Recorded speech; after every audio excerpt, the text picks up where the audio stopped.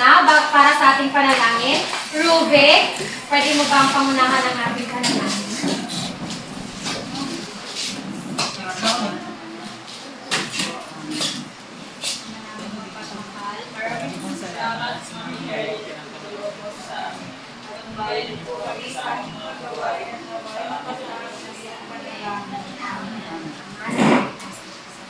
Okay, bago kayo umupo, pulutin niyo ang mga kalat sa paligid ng inyong upuan. At itapon ito sa tamang lalagyan. Okay, class monitor, Giselle, sino ang lumiban sa klase ngayong hapon? Meron ba? Marami po ang lumiban sa klase. Sino sila? Ralph? Rio. Sino pa?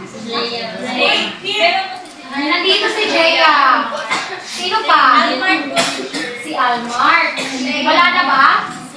Wala na po. Okay. Sa susunod, pakisabihan sila na dapat sila pumasok sa klase, ha? Okay. Ngayon, nakikita ko na parang matamlay si Gladys. Ha? Bakit may nakikita ko mga matatamo walang kain si Gladys? Okay, next time Gladys, kumain ka. Kumain pa ako, teacher. Ay, kumain si Gladys.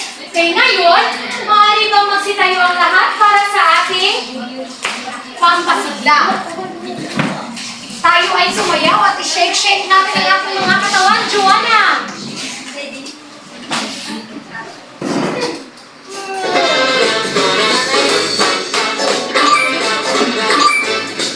Sumayaw ang mabuti, Gladys! Sige na nga. Sumayaw ka, Dana. Yes, teacher. Do din siya, teacher.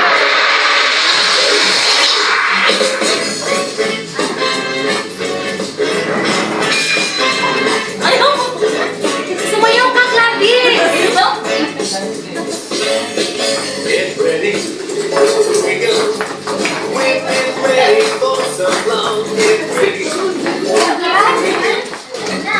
When you can't go wrong. Get ready.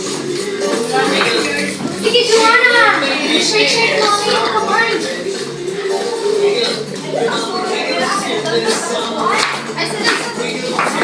Go, Mark, please!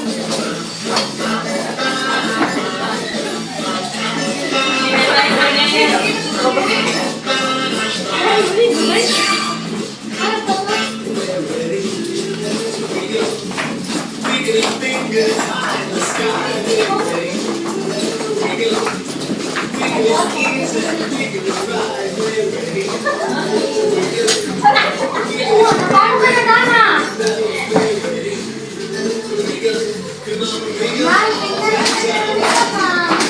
Oh, Jacqueline! Veronica! Sumayo ka, Veronica!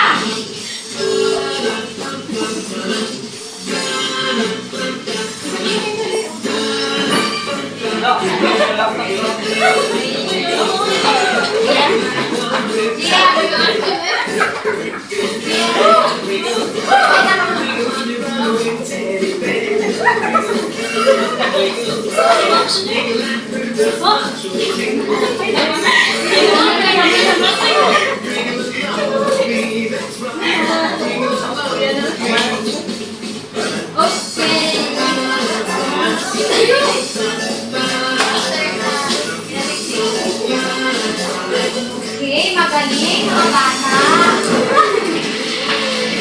Maaari na kayong umupo. Pakiayos ng inyong mga upuan. Pakiayos muna. Ngayon, bago tayo dumako sa ating panibagong talakayan, meron muna tayong gagawing laro. Ang pangalan ng larong ating gagawin ay Hulaan Mo. Okay. Ang kailangan nilang gawin ay may ipapakita ko sa inyong mga larawan. At pagkatapos ko yung ipakita, itataas niyo lamang ang inyong kanang kamay kung gusto niyo sumagot at hulaan ang larawan na aking pinakita. Handa na ba kayo? Opo! Okay, magaling. Unang larawan.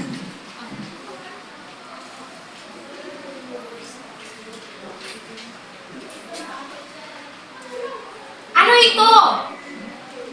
Yes, Mertly. Dario. Jaryo, tama. Magaling.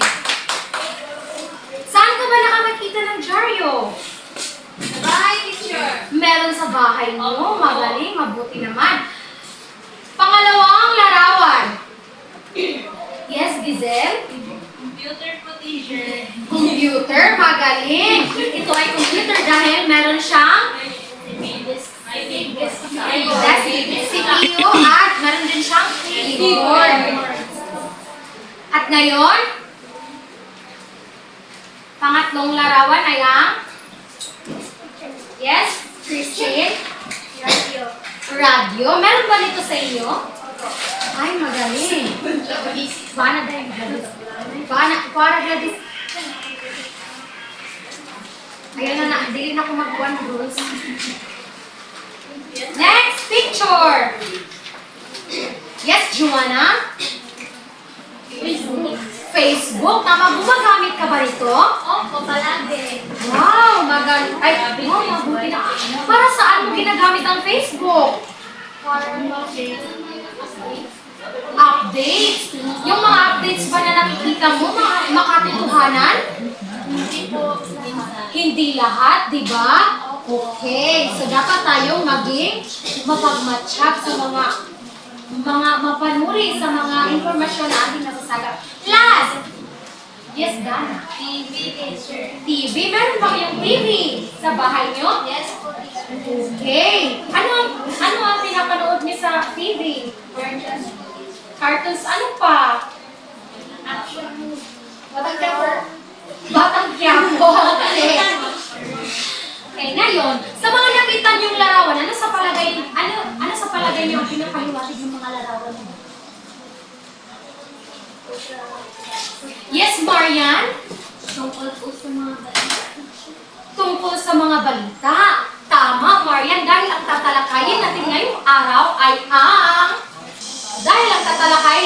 araw ay ang pagiging mapanuri sa mga balita ating napakikinggan. At tinatapahan ko kayo na sa pagkatapos ng aralin natin to, kayo ay pakibasa. Malalaman ang mga paraan ng kritikal na pagsusuri ng mga impormasyon mula sa mga iba't ibang pinagmumulan ng mga balita. Pangalawa, Magkaroon ng kakayahan sa pagsusuri ng mga impormasyon tulad ng pagkumpara ng mga detalye, pagkomento sa mga isyu at kapakanan ng mga balita. pangatlo, Magkaroon ng positibong attitude sa pagsusuri at gawa ng mga desisyon sa pamamagitan ng kritikal na pagsusuri. ay maraming salamat. Ito ay inaasahan ko sa inyo. Ngayon mga bata, bago tayo dumako sa ating talakayan, meron muna tayong babasahin kwento. Ang kwentong ating babasahin ay patungkol sa ang mag-aaral na si Mark. Ako muna ang magbabasa at pagkatapos ko ay kayo naman. Okay. Ang mag-aaral na si Mark. Si Mark ay isang batang nag-aaral sa ikalimang baitang. Isang araw, nagising si Mark dahil siya ay papasok na sa paaralan. Ngunit, may mga sabi-sabi na wala raw pasok sa kanilang paaralan.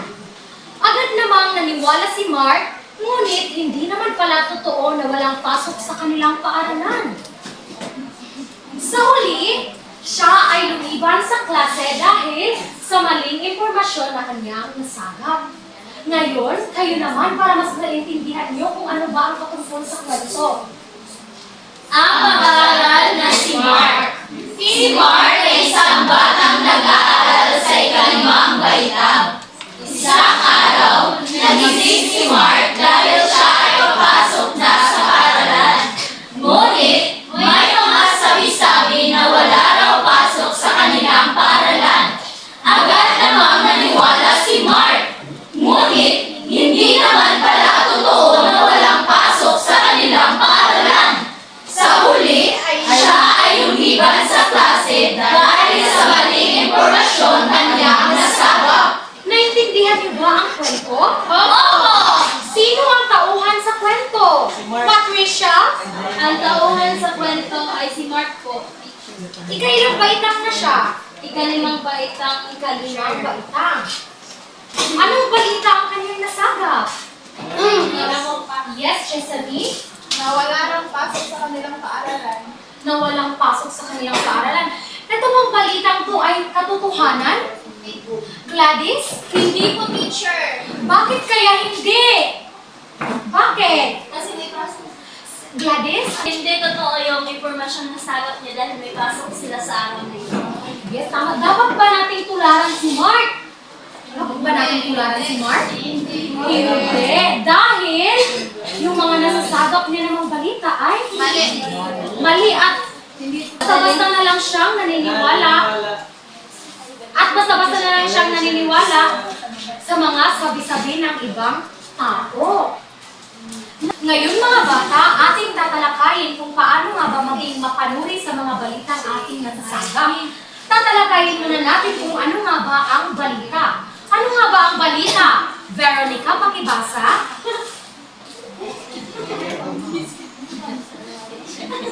Pakibasa, Veronica. Huwag ka munang tumawa, Jacqueline, kasi babasa na si Veronica. Balita. Ang balita ay mga kasalukuyang impormasyon o ulat hinggil sa mga pangyayari o kaganapan sa lipunan lokal o pandaigdig. Okay. Salamat, Argos. Ang mga balita ay mga kasalukuyang impormasyon daw o mga ulat hinggil sa mga pangyayari sa ating lugar o sa ating lipunan. Ito yung mga panibagong mga issue, panibagong mga balita o mga news na ating nasasagap o mga impormasyon na nasasagap natin sa pang-araw-araw. Ngayon, may mga pangunahing mapagkukunan tayo ng mga balita. Ito ay ang pahayagan. Pakibasa ng pahayagan, Joanna. Ang pahayagan ay isang tradisyonal na mapagkukunan ng balita na naglalaman ng araw-araw na ulat hinggil sa iba't ibang aspeto ng Okay, maraming salamat, Joanna. Ang halimbawa ng pahayagan, ito ay ang dyaryo. Isang tradisyonal na mapagkukunan ng balita. Di ba ang dyaryo? Ito yung mga pinakalumang pwede nating mapagkukunan ng balita. Tama ba? Okay. Ang pangalawa naman ay ang telebisyon. Pakibasa, Jacqueline. Ang telebisyon, ang mga news program sa telebisyon na nagbibigay ng visual na pagsusuri at pag-uulat ng mga pangyayari. Okay, sa telebisyon daw, ito yun. Ito yun. Sa telebisyon, ang telebisyon ay may mga programang nagbibigay ng visual na pagsusuri at pag-uulat ng mga pangyayari. Halimbawa, sa mga patalastas sa telebisyon, yung mga advertisement, di ba may mga makukuha tayong mga impormasyon din doon sa mga advertisement na ating napapanood. At sa balita, sa TV Patrol, ano pa mga balitang na 24 oras? Ano pa? TV Patrol, TV5, Jessica Soho, meron din doon. Doon tayo nakakakuha ng mga impormasyon at mga balita. Okay. Ang sunod naman ay ang radyo. Pakibasa, Marlo. Ang radyo ay pinagmulan at pinagkunan ng balita, naliw, informasyon, payo at serbisyong publiko sa mga tao. Okay, ang radyo daw ay pinagmumulan at pinagkukunan din ng balita. Aliw, paano ba nakakapagbigay ng aliw ang radyo? Lunhaw, yes, Shani? Sa pamamagitan ng pagkakaroon ng drama. Yes, may mga drama yung tinatawag natin na Lunhaw. Lunhaw, ano pa? Meron din mga promotion na nakakatawa, di ba? Oh, handumanan. Yes, mga informasyon payo, di ba may mga doktor silang kinukuha ng mga payo ng mga doktor, di ba? Mga herbal na Dear Kuya Aaron. ano Marlo? Dear Kuya Aaron. Oh, Dear Kuya Earth. At mga serbisyong publiko sa mga tao. Next naman ay ang social media. Pakibasa, Giselle.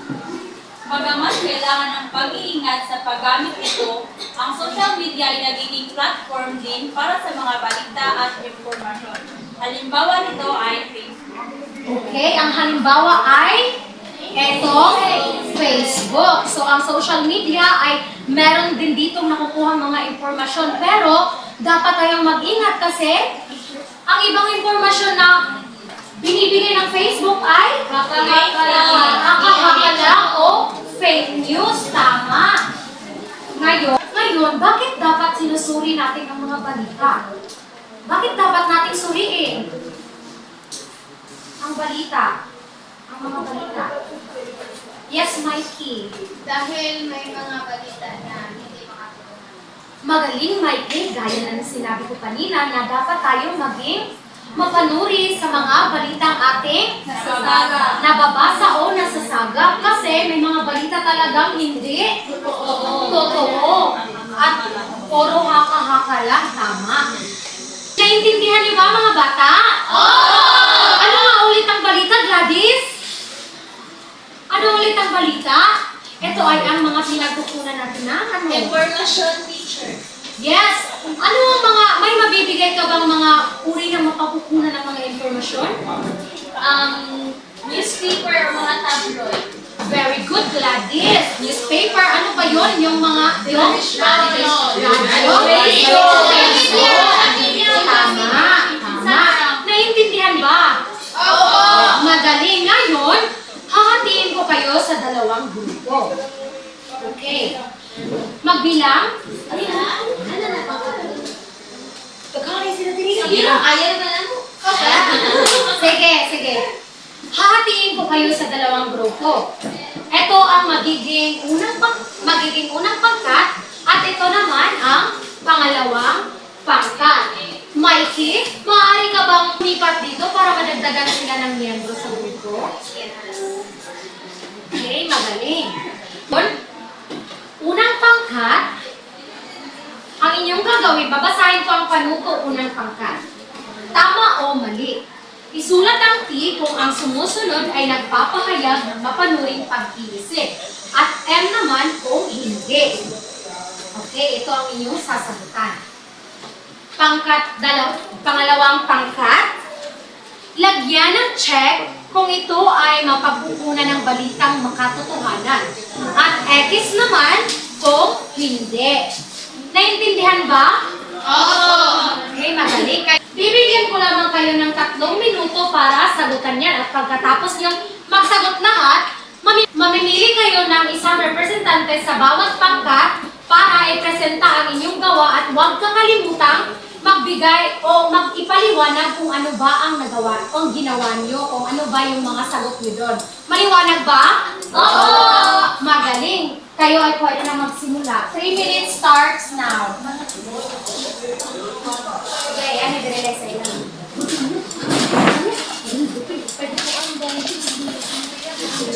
Bakit? Ano is meron? Aling Marites. Yes, information makatotohanan. Ay, mali. Okay. Si newspaper. Si newspaper check. Zel, pumalik ka na sa iyong upuan. Si Aling Marites. Again. Yes, by me. Tapos na ba kayo? Ng pangkat? Magaling. Napakabilis din namin sumagot. Kayo? Tapos na? Kaya di ba ang halos ang iba hindi. Tapos na ba ang lahat? Okay, magsimula tayo sa unang pangkat. Unang pangkat, sino ang magpapresenta ng inyong gawain dito sa harap? Pumunta na dito. Si Dana. Si Dana. Halika na dito, Dana. Halika na dito. Huwag kayong maingay, okay? Habang nagpipresenta si Dana para marinig natin lahat ang kanyang explanation sa kanilang gawa. Okay, Dana. Isulat ang T kung ang sumusunod ay nagpapahayag na mapunuring pag-iisip at M kung hindi. Una, nagalit agad si Jenna sa isyong nabasa sa isang post na hindi kilalang tao sa Facebook. Mali po, teacher. Mali dahil? Dahil hindi mo kailangan husgahan agad yung tao sa Facebook kasi hindi mo silang kilala. Oo, tama. Pangalawa, aalamin ang buong detalye ng balitang nabasa. Tama po, teacher, kasi kailangan mong alamin muna ang lahat bago ka maniwala. Okay? Tama. Pangatlo, ang nakababatang kapatid hingil sa mga nakakalat ng sabi-sabing wala na raw lunas ang sakit na COVID-19. Mali, teacher. Kasi hindi mo dapat tataputin yung kapatid kasi may ano po, teacher, may lunas po kasi yung May lunas. Pangalawang pangkat, nakikinig ba kayo? Susundin ang napanood na balita ukol sa tamang paraan ng paghugas ng kamay upang maiwasan ang pagkakasakit. Tama po, teacher. Panglima, gabayan ang nakababatang kapatid sa pagsunod ng mga napapanahong isyu tungkol sa pagtaas ng kaso ng mga positibo sa COVID-19. Tama po, teacher. Tama. Okay, bigyan natin ng 5 bagsak ang Group 1. Ngayon, dumako na tayo sa pangalawang pangkat. Sino ang magpe-presenta? Si Marian. Marian, pumunta ka na sa harap. Where is Marian, teacher? Ang amin po task, gawain ay lagyan ng shark kung ito ay mapagkukunan ng balitang makatotohanan at ikis naman po hindi. Television! Shark! Bakit check? Kasi teacher, sa television, makikita po natin ang mga katotohanan ng balita. Katulad sa GMA, sa TV5, yes, teacher, ABS. Ano pa? Pangalawa is radyo. Shark, teacher. Dahil may mga ano tong ma-information, teacher, mga hindi fake news. Then, pangatlo, teacher, o pahayagan at newspaper. Shark din, teacher, kasi kinikritik ang newspaper bago i-print. Magaling. For teacher, reliable. Chismis. Ikis po dahil minsan ang chismis ay hapa-hapa lang. Hindi talaga minsan. Yes. Palagi. Minsan, teacher. Mas updated po yung mga chismosa. Kaya, dapat hindi tayo dapat Iniwala agad. Eto, teacher, panghuli si Aling Marites. ang mga aling marites ba, nagbibigay ba yan ng mga makatotohanan balita? Hindi po. Sabi-sabi na nagawa Kaya, ekis siya. Okay, bigyan natin ng 5 bagsak ang pangalawang pangkat. Okay, magaling mga bata, naiintindihan niyo talaga kung paano sumuri ng mga balita o paano o kung saan nyo kukuhanin yung mga informasyon na inyong gagamitin or inyong babahagi sa iba. Dahil naiintindihan niyo na, ano nga ulit yung balita? Marian?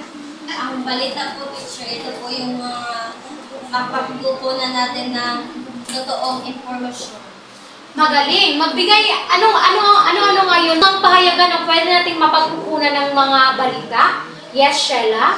Radio teacher. Ano pa? Joanna? Social media teacher. Ano pa? Television. Lisa? Jaryo po. Dario? Ano pa? Rochelle? Television po. Television or Payagan. TV or payagan o Dario? Tama.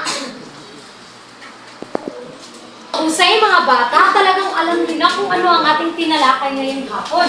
At dahil alam niyo na, kumuha kayo ng papel at ballpen.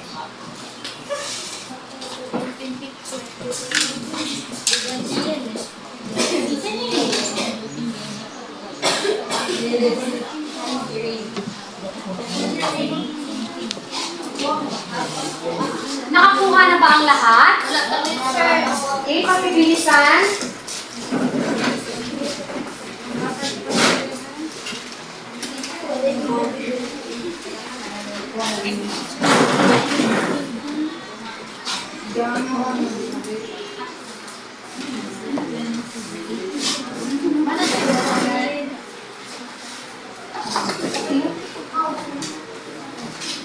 Nakakuha na ba ang lahat? Opo. Okay. Tayo ay magkakaroon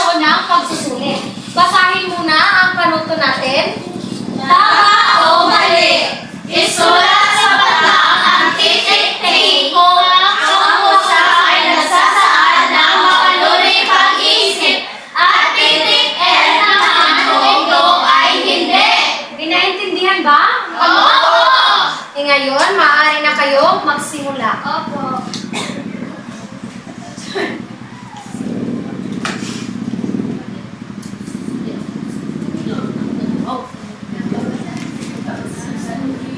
Yung huwag maingay sa pagsasagot.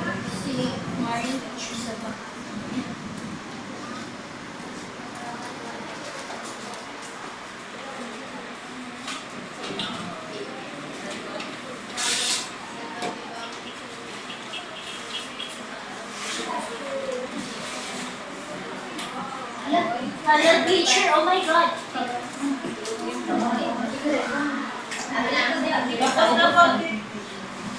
Tapos na ba? Opo. Teacher, hindi pa. May 2 minuto pa kayo.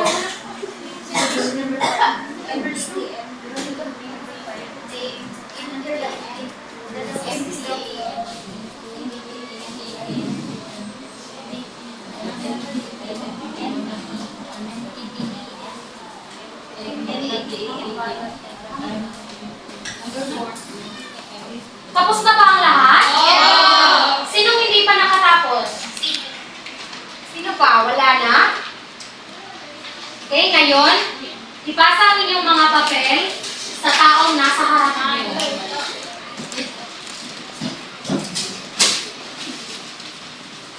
At yung taong nasa harapan, pakipasa ang mga papel sa akin.